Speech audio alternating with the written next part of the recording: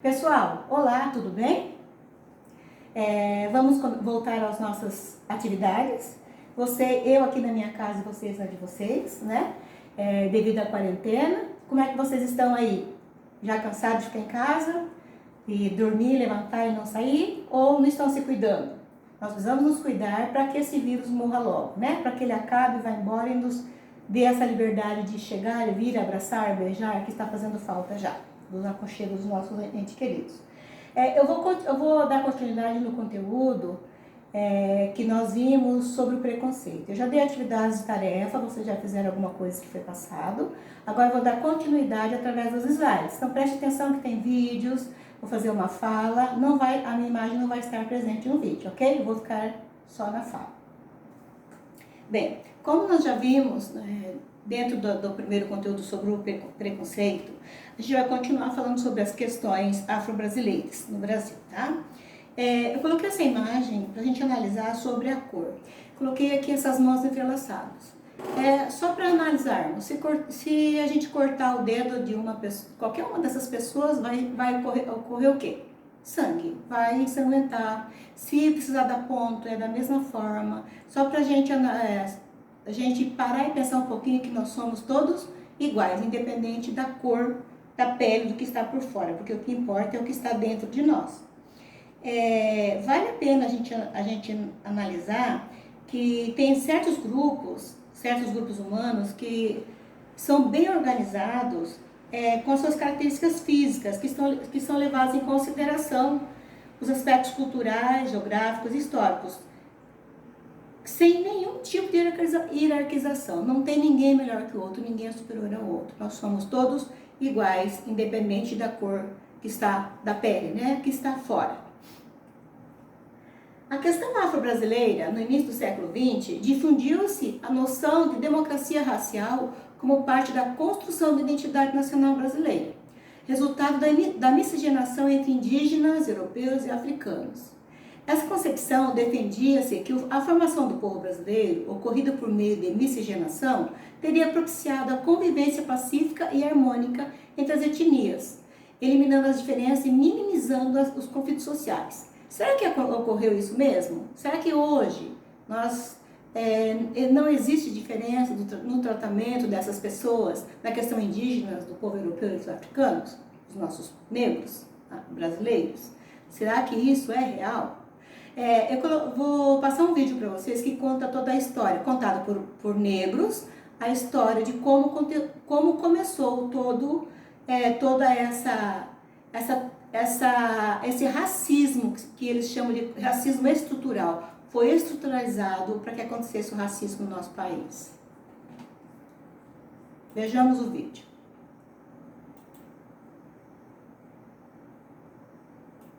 Até 1888 éramos trabalhadores escravizados, mas trabalhávamos. A partir daí somos vistos como preguiçosos, não gostamos de trabalhar, vadios. O racismo institucional existe, né? E atua dessa forma na vida das pessoas negras, porque existe o racismo que foi estruturado ao longo, né, do final do século XIX até o que a gente presencia hoje. Nós tínhamos até 1888 um regime de escravidão, uma escravidão que era justificada através de teorias científicas que dizia, né, que os negros eram de raça inferior e por conta disso a possibilidade de você escravizar pessoas e abaixo de tortura, né, de muita violência, porque a escravização é isso.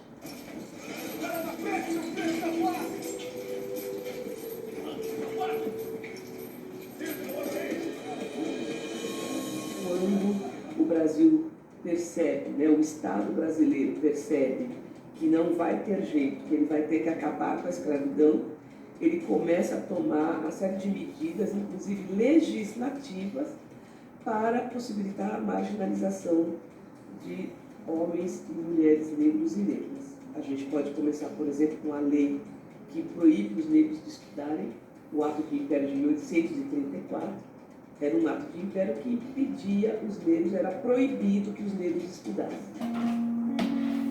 Em 1850, você tem a edição do ato de império que eles chamam de Lei de Terras. As pessoas são proibidas de comprar as terras, principalmente os negros e indígenas.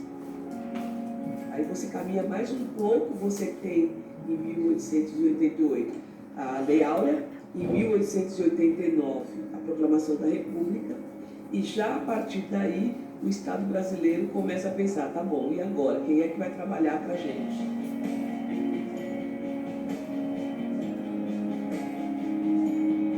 Os seres humanos é uma espécie só. Ele pode ter nascido na Mongólia, ele pode ser do Polo Norte, do Japão, dos Estados Unidos ou da América Latina. O coração é o mesmo, o fígado é o mesmo. A única diferença que existe é a diferença externa. Não come da mesma comida, não sabe das mesmas coisas, porque tem, não precisa dos mesmos remédios. Quando a gente sua, não sua o corpo, tá faltando boca, hein? A partir daí somos preguiçosos, não gostamos de trabalhar, vadios. As mulheres são vistas como prostitutas, como hipersexualizadas, né? Macumbeiras. Então, já pensando nisso, eles já começam a trazer os europeus, principalmente alemães e italianos, para substituir a mão de obra escrava. Muitos desses europeus vêm para o Brasil já recebendo um pedaço de terra, algum dinheiro e animais. E o que acontece com essa massa de homens e mulheres negros e negras após a abolição da escravatura? Sem terra, sem educação e sem trabalho. Em 1890, a República, né, tem as suas primeiras leis penais, dentre elas a lei de vadiagem. Os negros que eram encontrados sem trabalho na rua poderiam ser presos. E você tem a lei do capoeira, que proíbe os negros de jogarem capoeira ou de manifestar as suas culturas na rua, porque, na verdade, o intuito, além de proibir essa manifestação, era proibir o agrupamento, o ajuntamento de negros nas ruas. E é por isso que a gente fala hoje que a gente tem um racismo que ele foi estruturando-se.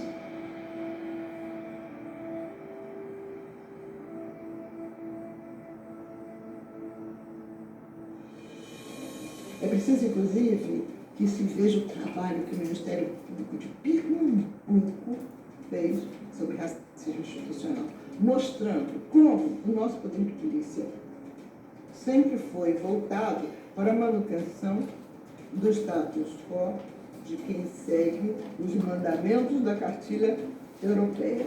Branco, cristão, macho. E há uma justificativa, há um processo ideológico por trás de ter as prisões brasileiras abordadas de negro, de ter uma maioria de pobres no país negros. Esse é um projeto filosófico do próprio grupo comandante.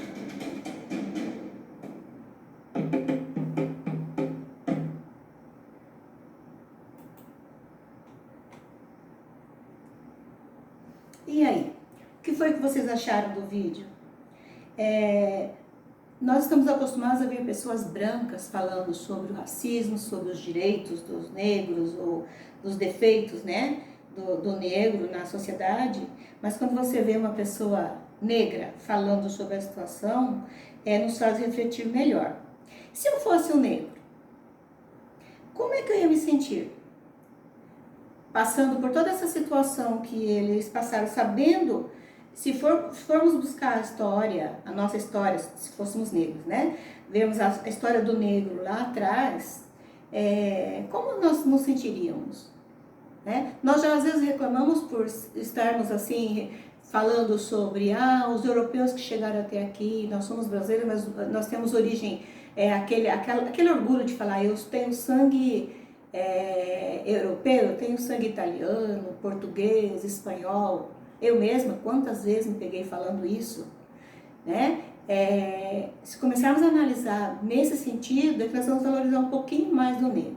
Eu tenho um histórico da minha vida, assim, com negro, preto mesmo, de um tio, que foi um exemplo na minha família. Poucos momentos que eu convivi com a família do meu pai, eu tenho que era meu padrinho de batismo, inclusive, já é falecido. Segundo a minha tia contava, que quando o meu tio, na época dos caminhoneiros, da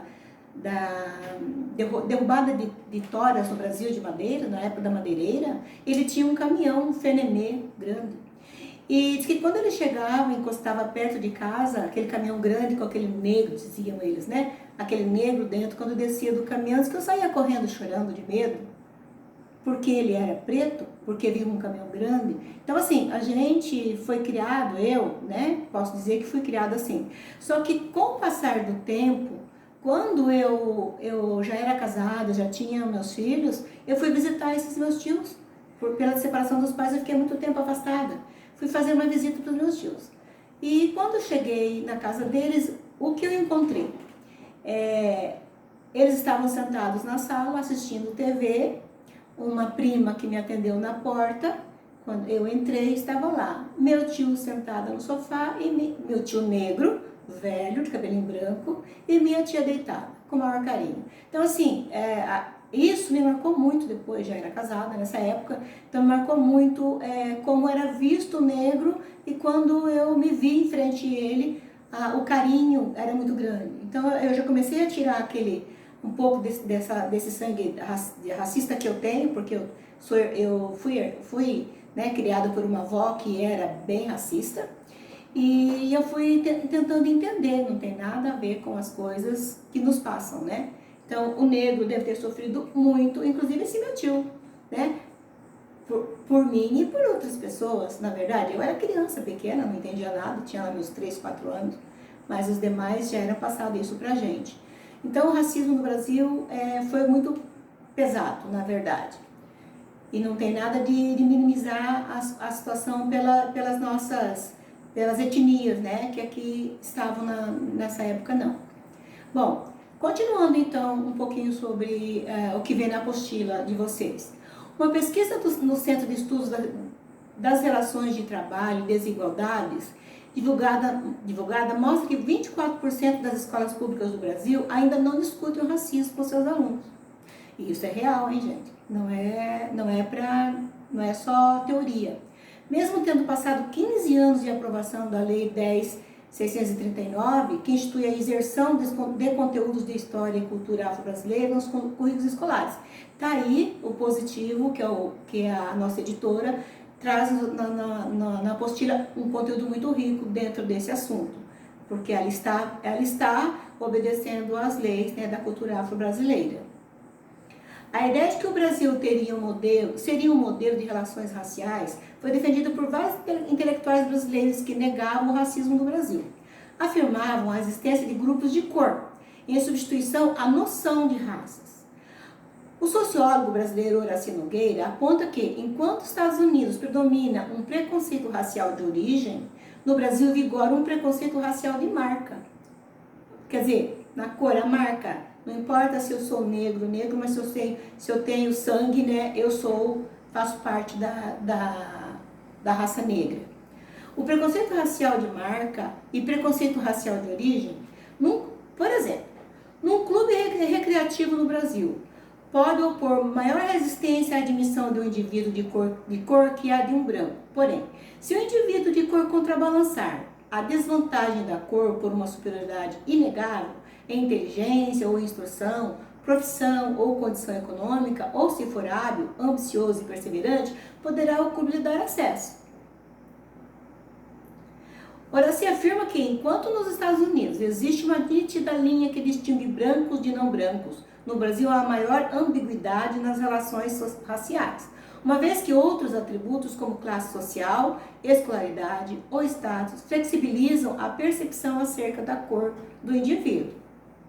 Então, nos Estados Unidos tem a segregação, né? As pessoas não moram nas mesmas vilas, eles estão separados do branco, na verdade. No Brasil já é diferente. Eles têm o direito de ir e vir dentro desse conflito racial que nós conhecemos. Nos Estados Unidos, ao contrário, as restrições impostas ao negro, em geral, se mantêm independente de condições pessoais, como instrução, ocupação. Tanto um negro portador de PhD como um operário será vedado residir fora da área de segregação, recorrer a certos hospitais, frequentar certas casas de diversões, permanecer em certas salas de espera, aeroportos, etc. Então, essa é a vida, né, do negro nos Estados Unidos, enquanto que no Brasil não. No Brasil eles têm o direito de ir e vir, apesar de toda a dificuldade, mas eles não moramos separados um do outro, né? No Brasil, temos um exemplo de afrodescendentes que se tornaram ícones, conseguiram ascender socialmente, prova cabal que basta querer e se esforçar para superar a sua condição de discriminação.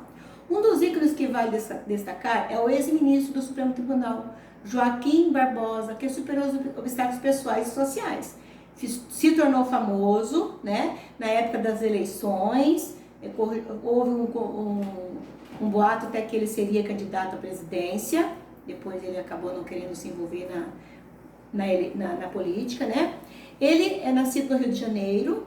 Joaquim Maria Machado de Assis nasceu numa família pobre. Desde pequeno, o menino se interessava pelos livros e aprendeu francês, idioma com o qual escreveria alguns poemas. Desculpa, aqui estou falando do Machado de Assis, que é um grande poeta brasileiro, que também é um grande ícone na história do Brasil. Aí nós temos o outro ícone, né, conhecido mundialmente é o Edson Arantes do Nascimento, considerado o maior jogador de futebol de todos os tempos. Os dribles, as jogadas geniais, especialmente os gols, conquistaram o mundo inteiro e se puseram o futebol brasileiro em um patamar mais elevado. No Brasil defenderia o Santos e mais tarde atuaria no Cosmos, nos Estados Unidos. Quem nunca ouviu falar de Pelé, né, que é o Edson Arantes do Nascimento, então um grande ícone da história brasileira, que também superou todos os obstáculos pela cor. A sua vida esportiva foi marcada pelos recordes, o mais jovem jogador a ser convocado para a seleção brasileira e a marcar numa Copa do Mundo. Vamos falar agora de uma pessoa que é mais na atualidade, né? Que vocês já ouviram falar também. Marielle. Ela é natural do Rio de Janeiro, nascida no Complexo da Maré. Marielle Franco estudou Sociologia graças a uma bolsa na PUC. Cursou o mestrado em Segurança Pública na Universidade Federal Fluminense. Após a graduação, se envolveu com os movimentos pelos direitos dos negros e das mulheres. Entrou para a política filiando-se ao PSOL, Partido Socialismo e Liberdade. Então, eles têm aqui a foto dela, né? Que foi, na verdade, assassinada. Foi assessora do deputado estadual Marcelo Freixo, atuando especialmente na Comissão dos Direitos Humanos. Ela foi assassinada no Rio de Janeiro, junto com seu motorista, quando voltava para casa, após participar de um evento sobre mulheres negras no bairro da Lapa. Aqui eu tenho uma foto do Machado de Assis, né?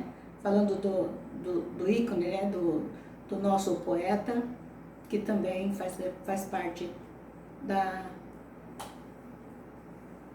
do negro no Brasil.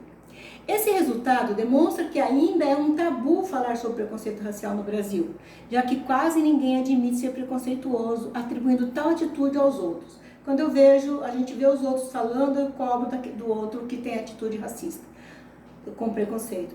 E às vezes eu mesma tenho essa atitude e não percebo, né? Porque isso parece que está incutido na gente pela educação que a gente teve. Eu acho que daqui para frente, os alunos mais novos já vai estar mais distante pelo trabalho que as escolas vêm desenvolvendo dentro do racismo. Mas dentro desse racismo ainda existe o racismo dissimulado. Ele sustenta as desigualdades sociais e a situação subalterna dos afrodescendentes no país. O exemplo desse racismo está na pesquisa da Datafolha. Indica o quê? 91% dos pesquisados responderam que os brancos têm preconceito em relação ao negro. No entanto, apenas 3% declararam ser preconceituosos, né? Na declaração, a pessoa não assume. Observe a imagem abaixo, como a charge explora a noção de preconceito e discriminação racial. Quais são os elementos contrastantes que a fala do casal e a representação da cena? Vocês têm na apostila de vocês essa imagem, que até vocês podem olhar aí agora, analisar, apesar de que eu vou colocar ela aqui, né, na tela. Olha só, a charge. A senhora está descendo a escadaria para ir para onde? Querida, você está um luxo. Aonde vamos? Ela responde, participar de uma passeata contra a concentração de renda e a discriminação social. Mas, no entanto, observe bem a imagem. Quem está trabalhando, quem está conduzindo essa cauda do vestido dela, né? Então, assim, ela está dizendo que vai lutar contra a concentração de renda e a discriminação social. E, no entanto, ela mesma tem atitudes que discriminam, né? Ela não tem uma atitude, então isso é um quê? É um racismo dissimulado, escancaradamente. E aí se nós começarmos a pensar no nosso dia a dia, nas pessoas, no relacionamento das pessoas que a gente vê, começarmos a prestar atenção, acontece muito isso, esse racismo dissimulado. E aí, essa imagem, essa outra charge. Pai, o garoto pergunta, pai, é verdade que todos os homens são iguais? O pai responde, claro que não, filho. Os racistas evoluíram menos, né? Então, assim, olha ele dizendo que os racistas evoluíram menos que o branco. Não é um racismo dissimulado? Está aí, né? Escancarado para a gente ver. Agora nós temos mais um videozinho aqui, se tratando ainda do racismo. Preste atenção. A gente não sabe se você é branco ou negro, mas o que dá para afirmar é que esse fato define a sua vida.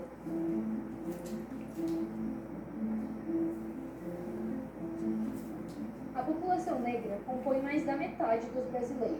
Na teoria, significa que os índices deveriam ser divididos proporcionalmente entre negros e brancos. Mas na prática, isso está longe de acontecer. A educação é um bom exemplo disso.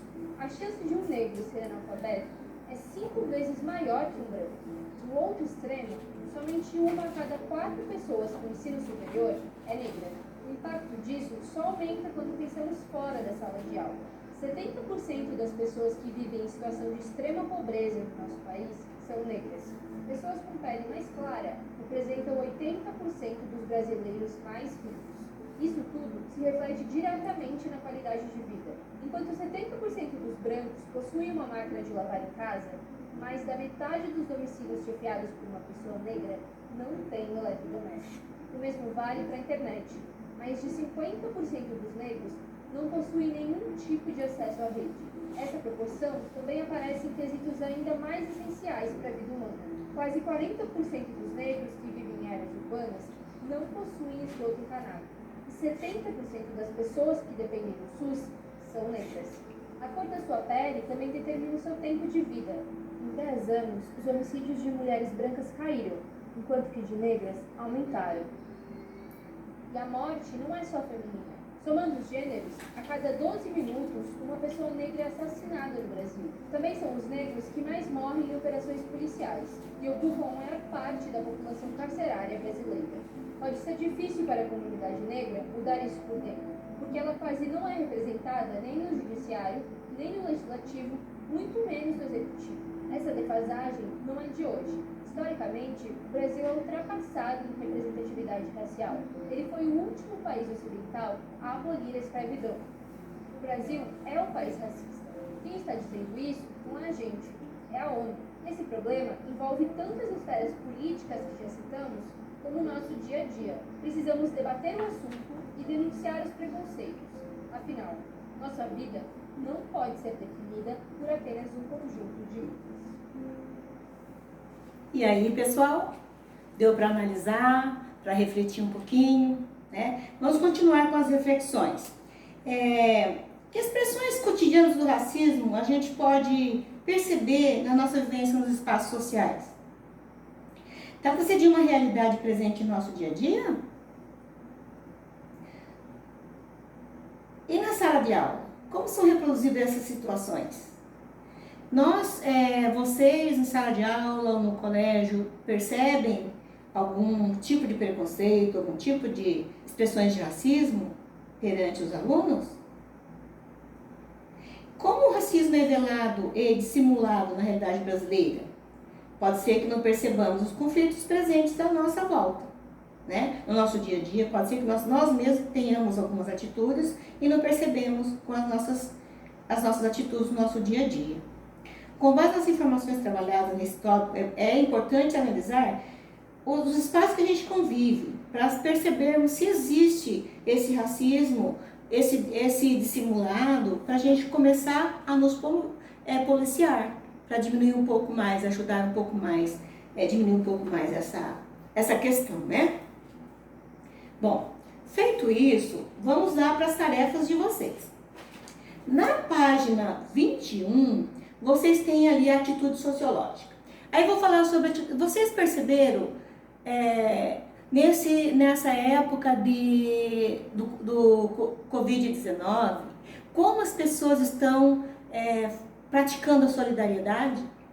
Como os grupos de pessoas estão levando alimentação, se juntando, pessoas de vilas, de ruas, montando grupos de pessoas para fazer entrega de alimentação, atender idosos que estão sozinhos, né? E hoje, isso é atitude sociológica, a gente comenta sempre, né? Na apostila sempre traz esse conteúdo da atitude sociológica, está aí, velada, né? Está aí dentro do nosso cotidiano. Paranaguá também está tendo, que eu tenho visto pela internet, pelo Facebook, recebo bastante informação. Então vamos lá. Na página 21, vocês têm aqui a atitude sociológica. Os atos de preconceito racial estão presentes em diversas situações cotidianas do nosso país, seja de maneira velada, seja em formas escancaradas de exclusão e segregação. Você já presenciou alguma forma de preconceito? Faça uma pesquisa nas publicações dos órgãos de mídia ou entreviste pessoas que tenham sido vítimas de injúrias raciais e registre tais fatos em seu caderno para serem compartilhados na sala. Isso a gente vai ver na volta, tá? Faça no caderno essa pesquisa e traga para nós discutirmos na volta às aulas. Espero que não demore muito. Outra atividade de tarefa é na página 23. Nós temos ali outra atitude sociológica. Interprete os dados apresentados no infográfico e responda. Como tantos anos depois do fim da escravidão, os índices entre a população branca e a negra ainda persistem tão diferentes no acesso às melhores condições sociais? Então, vocês têm aqui um quadro, né, que retrata a desigualdade. Só que assim, esse quadro que a apostila traz é de 2009. Se vocês puderem, do IBGE é 2009. Se vocês puderem, acho que encontrar e deve ter na internet, pesquisar no IBGE o mais recente, faça dentro do mais recente. Caso não encontre, né, pode fazer essa análise nesse que a apostila trouxe mesmo. Mas assim, eu gostaria que vocês fizessem o mais atual possível. Aí ainda vem aqui, ó. Analisando esses dados estatísticos, devemos levantar algumas questões. Será mera coincidência o fato de todos os indicadores estatísticos serem negativos para a população negra do país?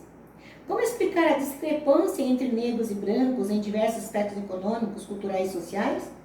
Podemos atribuir uma distância social apenas uma herança da escravidão? Por que, depois de tanto tempo, ainda não superamos esse fardo? Está aí, né, na nossa mão, para a gente tentar, vocês são mais jovens, mais novos, tentar amenizar um pouco a situação do negro, né, do racismo no nosso país. Bem, por hoje é só. Gostaria que vocês fizessem as tarefas o quanto antes, para não deixar para acumular depois, né? E que tenhamos uma ótima semana. Boa noite a todos. Estou com saudade. Beijo.